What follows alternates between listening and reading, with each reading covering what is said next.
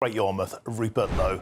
Rupert, a very happy new year to you. We're almost there, only one more sleep away. Can I begin by asking you there, Nigel Farage talks about getting that bridgehead, about the values of reform. Can I also ask you to share your experiences on what it's like to be in Parliament? You're certainly putting the cat amongst the pigeons. You're asking for data that they don't want to give away on immigration numbers, on crime by foreign nationality, on tax receipts, you name it. You're making a lot of enemies in all the what you found in Parliament. Is it as chaotic as you expected?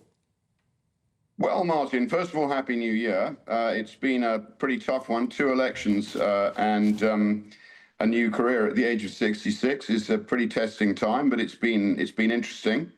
As you quite rightly say, I think the key to this is good government is transparent government, and what I'm trying to do is use my position to get the data and then give it to people and let them decide, because after all, they're the master, Parliament's the servant.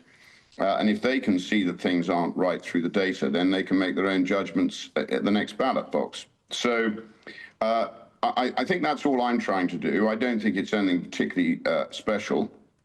With regard to Nigel's address, I think it's from a fantastically historic place, Blenheim. I was there just before Christmas, and it is, if you like, totemic of this country. It's got huge history. Obviously, it's links with Winston Churchill, who's one of my political heroes, along with Elizabeth I. And I think Nigel made some very powerful points. We've now, as a group of 5 MPs, built the bridgehead.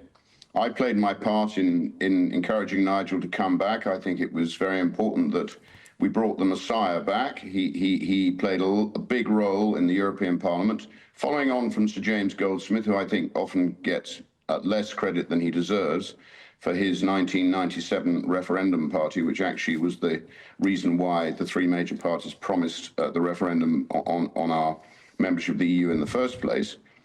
But I think it's a team effort now, and if reform's going to mature, Nigel at the head, we need a group of people, like-minded people, to whom authority and power is delegated to reform what is a 2-party system, Martin, that's failing.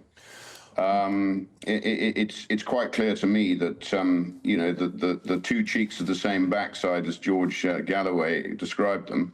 It's a very weak gene pool. I've been suffering from a terrible cold over Christmas. Parliament is a bit like a black hole. I won't liken it to the black hole of Calcutta. It's not quite that bad, but 650 people like myself packed into a very tight space with very little circulation of air. It's like a sort of a fest for viruses, and it definitely is a building which needs some updating. Rupert. Not just in terms of structure, but in terms of the people who inhabit it. So it's been a fascinating experience, and I'm very pleased and proud that you say I'm one of the rising stars. I don't think of myself as that. I think of myself as just trying to bring some common sense back to the UK. What do you think it is specifically that they're so afraid of when, for example, I mean, on this show, I've tried to get data in terms of crime type by nationality, data that's readily available in Denmark, readily available in the Netherlands, data that came out from the German federal government. Germany, the liberal Germany, 63% of all benefit recipients are of foreign origin, either born abroad or the children of those born abroad. When we have that data, it allows us to make common sense decisions about potentially who we allow into our country. Do we want more of this nationality? Do we want more of that nationality? Should we be deporting more of these people? Yet they won't give the data out. Do you think they're not recording this data, which is gross incompetence, or they're trying to cover it up, which actually is more sinister?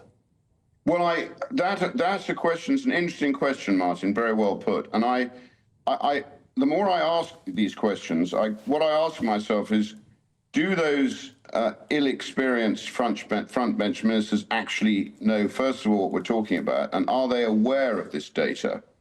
Because I see their faces. They're actually, when we do get the data, and as you quite rightly say, I think it is there if they care to collect it. I mean, we all have to fill in multiple forms now, and there's all sorts of data collection. I think what's happening in the world is, through regulation, we've effectively got rampant socialism, almost Marxism. It's sort of tying the individual down and constraining what I call the two greatest economies in the world. The Anglo-Saxon individualism is being curbed. I question whether, I think the civil service know the numbers.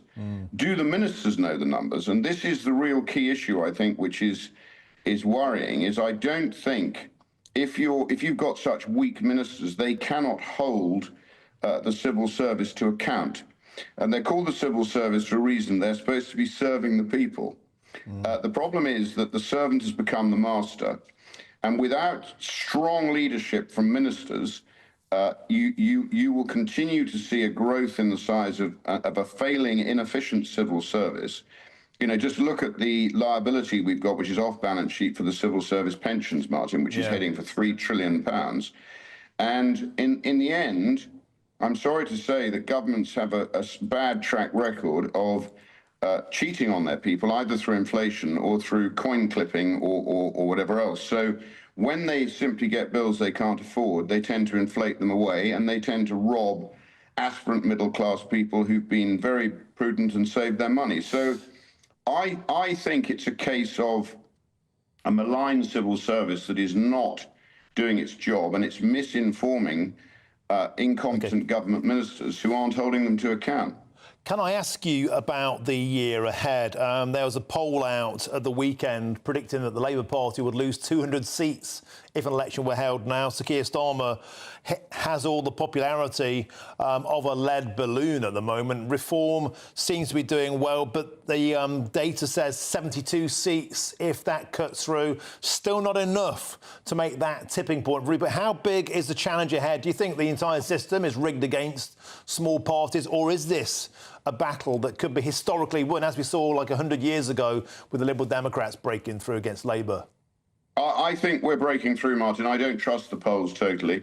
I like the calculator, which shows effectively if we get to 31% of the vote, we go over that, we start to look like we can form under first past the post an overall majority. Reform must have an overall majority, or it can't do what's necessary to reform the country.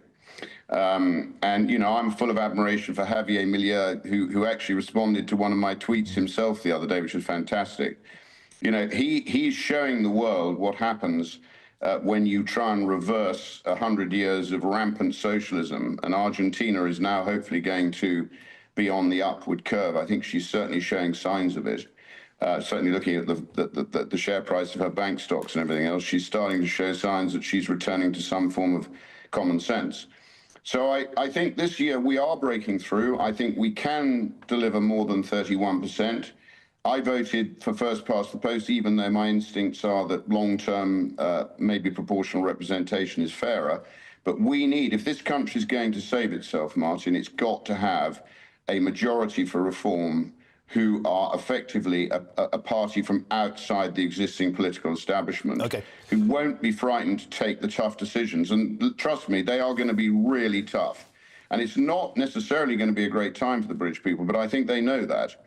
I think a bit like Winston Churchill promised people a pretty tough time when he told us all to keep buggering on during the war. I don't promise people a great time, but I promise them a much fairer, common sense way of life, which I think we're all used to. OK, Rupert Lowe, we have to leave it there. Thank you very much for joining us on the show today, and a very happy new year to you, sir. Thank you. All the best. Cheers.